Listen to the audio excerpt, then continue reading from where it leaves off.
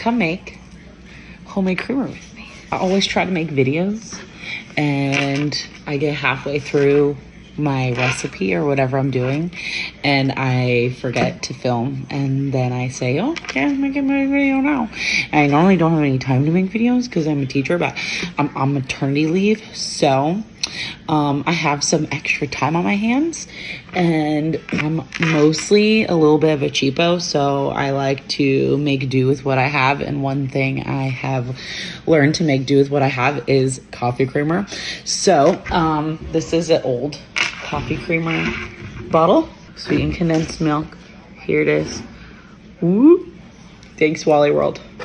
Let's pour them in. I made a little bit of a mess, but that's okay. We'll just put her back in there. Some vanilla extract, but I kind of just eyeball it. 1 can, I don't know, maybe like, does that look like a good amount? Maybe like a little bit more? Like a little bit more. Okay, half and half. Again, I think all my things are from Walmart. Thanks, Walmart.